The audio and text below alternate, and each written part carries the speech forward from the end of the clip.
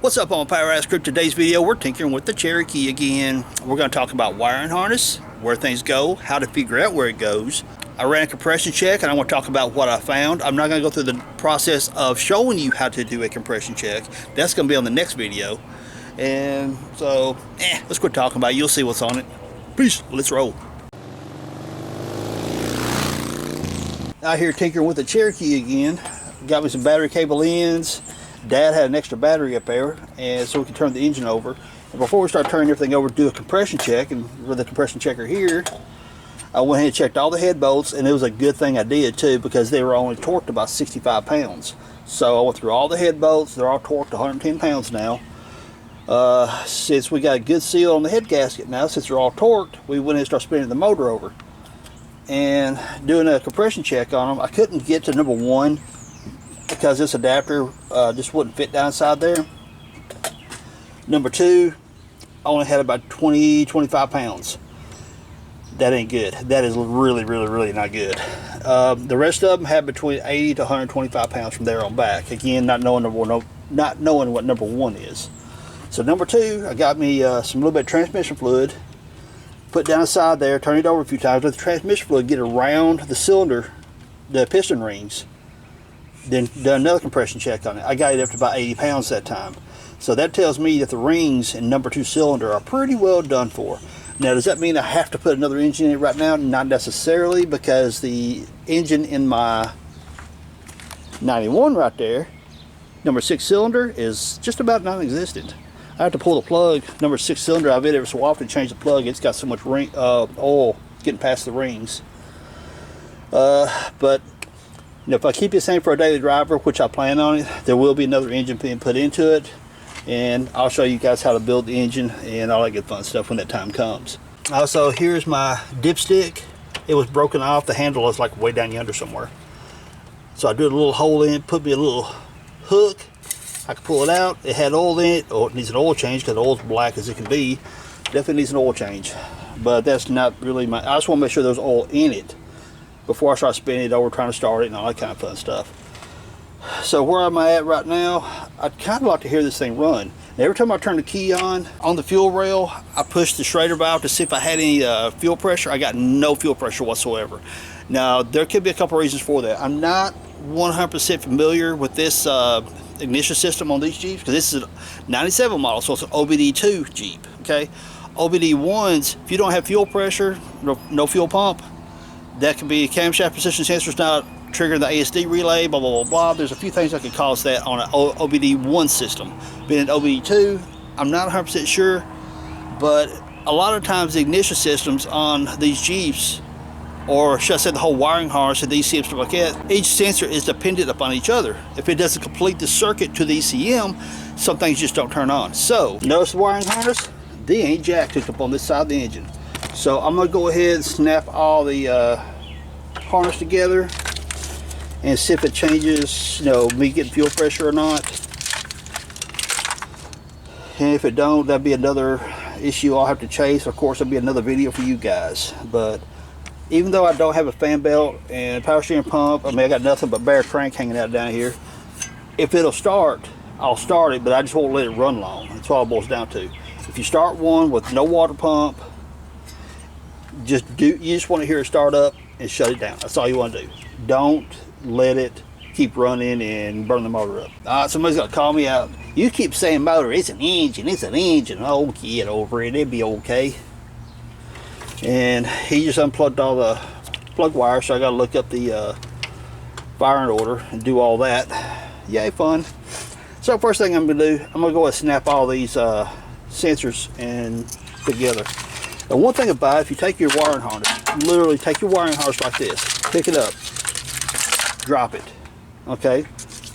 We see already, this is definitely not for the injectors. Set it back out of the way. This kind of curls over this way, you know, you just kind of manipulate it around. We know that's not injectors because the injectors come directly out of this here, and they got the short pigtails. So what do? We can go ahead and snap all these in place, get these out of the way, take them out of the equation, make sure you got the pigtail right, because you got a tab right there, and there's a groove right there, so turn it around this way. snap. And do. Then groove, tab right there, snap that in place. And do the rest of them, groove, tab. Okay, be careful, these two right here. These two injector plugs come out at the same time, same place. They're not separated like the rest of them. Then you're like, oh my gosh, which one does it go to? Pull them up like a share. Which one's longer? Turn that one loose. The short one, turn it loose. Take this one back to number 6.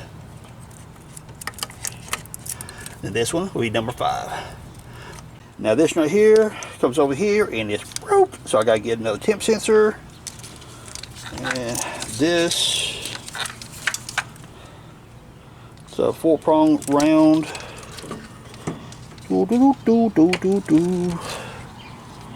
Okay, I'll have to find where that goes here in a minute. And it is chewed up. Okay, we got some wire repair to do. Dude, that it was flat out shorted out. So I think what my best bet's, oh, okay, I thought we had some more up here. See how far back that goes.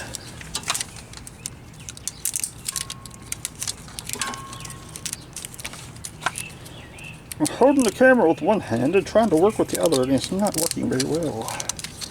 Okay, so we're going back here. Those aren't too bad, so we'll just burn up right there. Which leaves me with 2 options. One, I can repair each one of those wires, strip all this. Look at that. This stuff it's just falling apart. I mean, it's like literally falling apart. It comes all the way down here. Look at that. That's glued. That's melted together right there. And that's melted together. So the good possibility that since I've got this much wire right here butchered from a direct short and burning the wire up, that I've got, let's get up in here and feels, and what you really got to do is feel the rubber, the insulation on the wire. Does it feel, when you slide your finger on it, does it feel like it's got resistance? Does it still feel like it's rubbery? If it does, you're okay.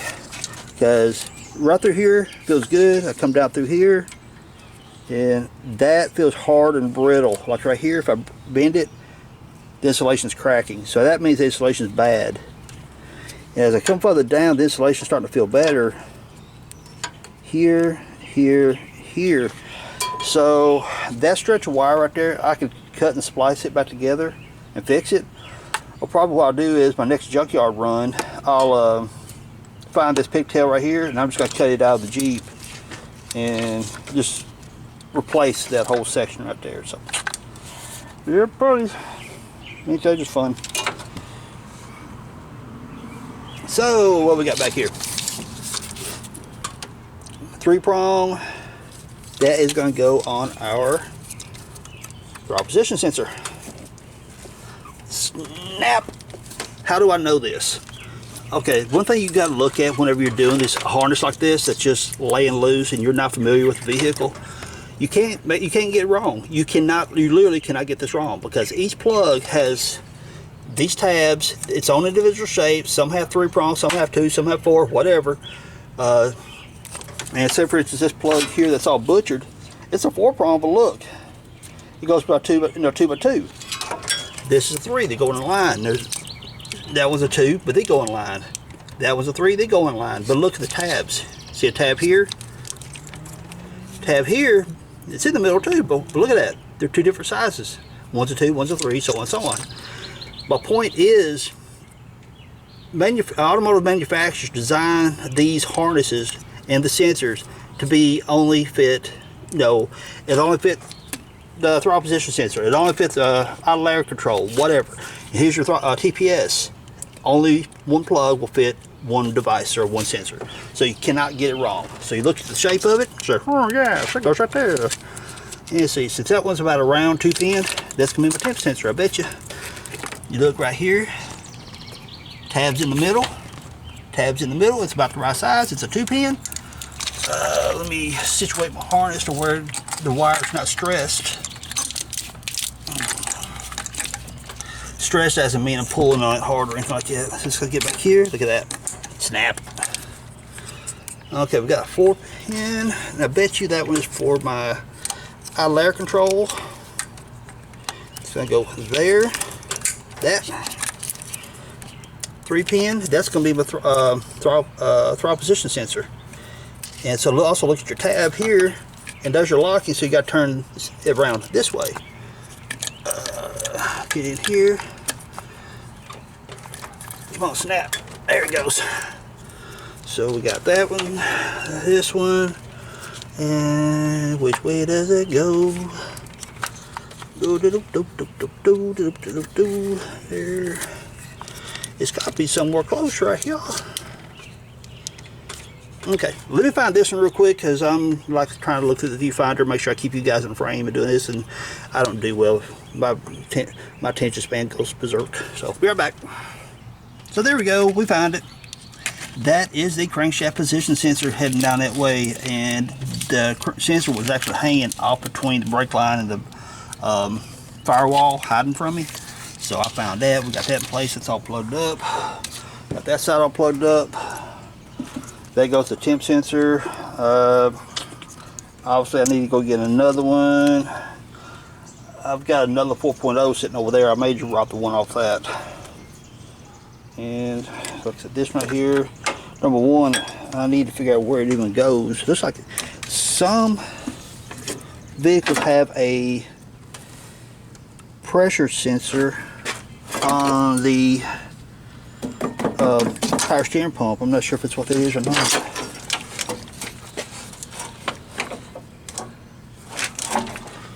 Like I told you guys, I'm not 100% familiar with this, the wiring schematics in this rig here. What we got here? Well, that's been taken off. Oh my gosh. That's going down yonder. Going down there. Fun. Oh, that's for the trans cooler. Okay, never mind. Okay, I'm gonna look around to where I can at least find this thing right here, and I want to check the radiator. That might be where it goes. Let me check. Anyway, be back with you guys in a minute. I'm gonna figure this out real quick. Found it.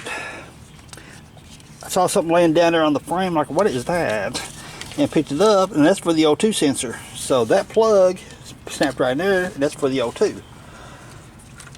Which again, it makes me go, ooh, not good. But the thing of it is, okay, check this out. Now I was worried about the ECM, ECM possibly being fried. If I take the key, let me get in here, make it a little easier on myself. Oh, before we do that, make sure that harness isn't laying on anything metal and touching and all that crazy stuff.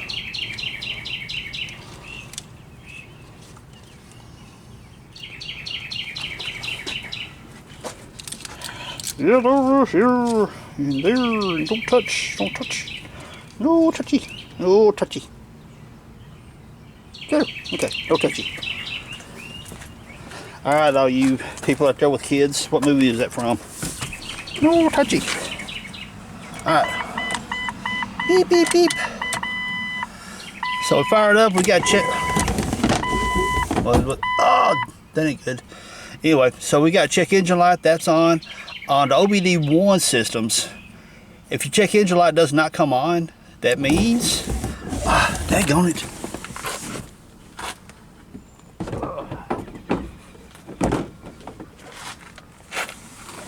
Doggone wipers are beating snot out of my drill bits laying up there.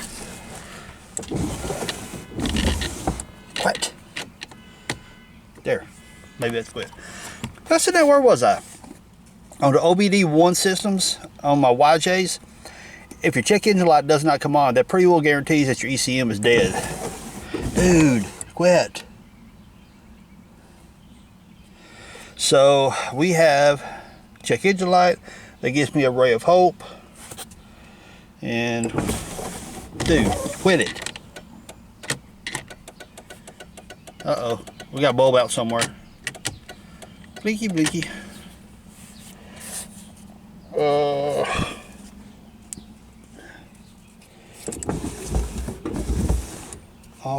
There.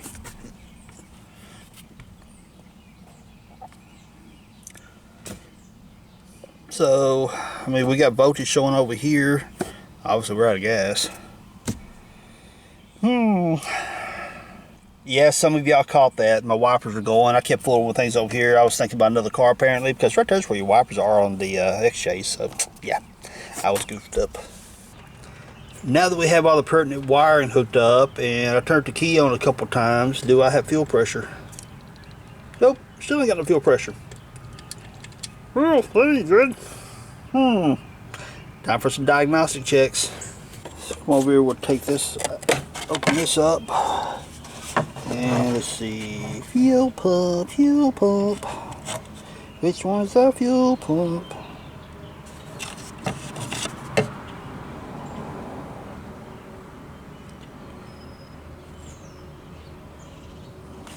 Okay, there's the fuel pump.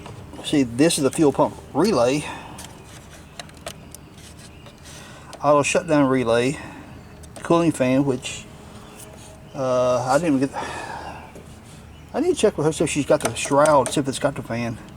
Then the starter. Well, I know the starter works. I've already had it spinning over. AC clutch. It don't have a fog lamp. Daytime running light. ABS. Okay. It don't have all that jazz. What's that? Okay, so the ASD relay on an OBD1 can cause that, and obviously the fuel pump relay can cause that. But I would assumed there is a fuel pump fuse somewhere. Okay, I'm gonna grab another relay so we can get out of that. Or maybe even straight wire that relay, see what I get. Yeah, we'll try that. So I got my trusty little meter out and I'm tracking voltage to see what's going on. Do I have signal? Now let me explain the relay situation here. Here's how this works. This is going to have 12 volt signal all the time. Then this side right here is going to be your signal wire. So what happens when this thing says clamp, meaning clamp the relay, which means close the relay, whatever you want to call it. I work in the industrial field a lot, so we say clamp a lot. So whenever this thing clamps down the relay or closes the relay, it allows voltage to come from this pole here to this pole here. Okay, so this pole right here is going to be 12 volt all the time if all's working correctly with the key on. It'll pass through here, it'll pass through the relay to this post here, going into this post, telling the fuel pump, yo dude, send some fuel up front. So let's test this out. Right here I should have 12 volts. Touch it. Look at yonder, we got power. That's a good thing. Right here I should have 12 volts. Right there. Look at yonder. Well, 12.9, close enough for hand grenades. These two right here, I will not. There's nothing there. See a bunch of random numbers popping around. Right here, I'm not going to have anything. See? Don't have anything there. Which means, port-wise, everything's working correctly. Now, here's what I did a moment ago off camera.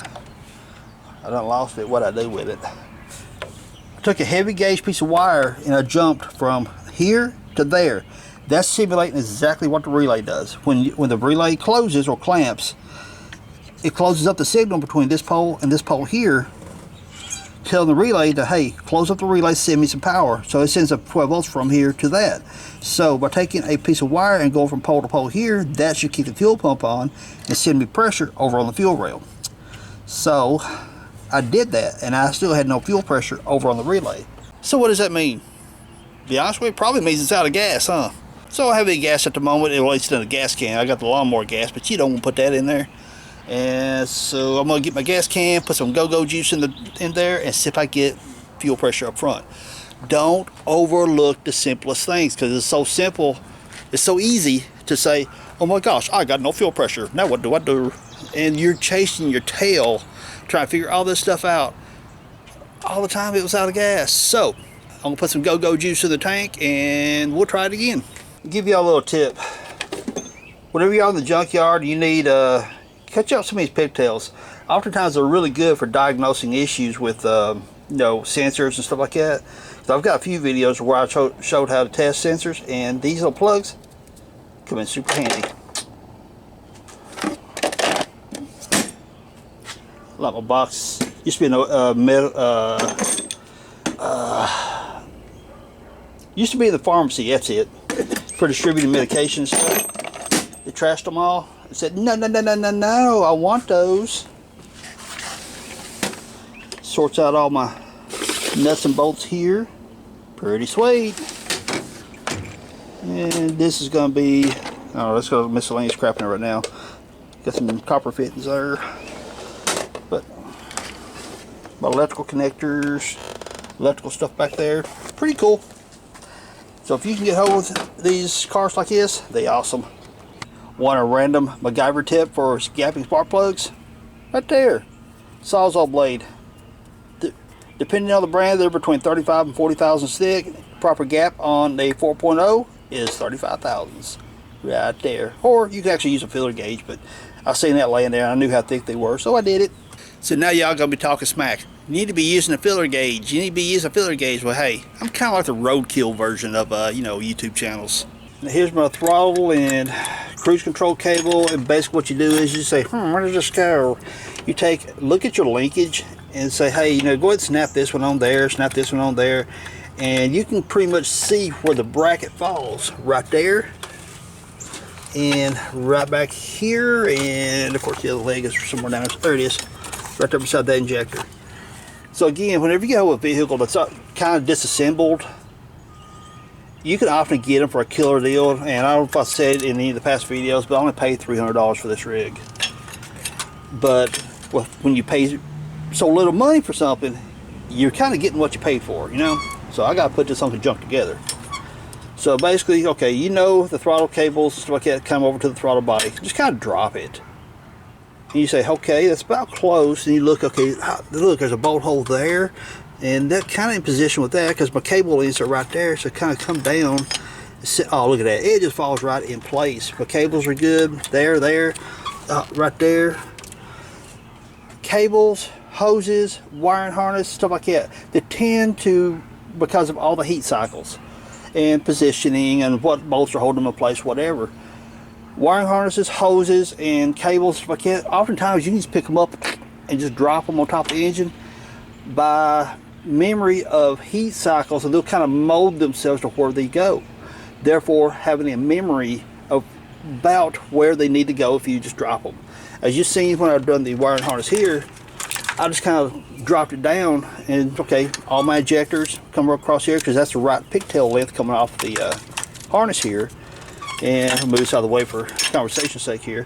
And of course this was coming out here, so then you take it up, kind of toss it over this way, boom, it drops over. Okay, so these go in that area somewhere. At that point, you look at your plugs, shapes, where the tabs are, all that stuff will tell you where to go. Of course, and there's this one. And I got another 4-liter sitting over here, and I already robbed that sensor out of that for some reason. So I need to go buy one. And then we finally figured out with this one, the O2 sensor back up underneath that way. But like I said, I knew that was a long harness, obviously. And so I was kind of like, okay, what? I've noticed, I didn't know if this Cherokee had it or not, but some vehicles that have a pressure sensor on the power steering pump, I don't know. I've never seen one on any of the Jeeps, on these generation Jeeps. This one, like Rust Bucket, my 91 back here. So I ruled that out. I looked at over there are the radiators. I looked on those. There was no sensors on those. I'm like, okay. So I started, looking underneath there. That's when I found that wire for the O2 sensor. So we got that good. So I need to get that next junkyard run. But as long as the ECM isn't fried, I can tape all these up and at least start it to see if we can get some life into this thing. Alright, my Power Ride crew, let's go over some of the things we should have learned in this video. One, how does a wiring harness lay?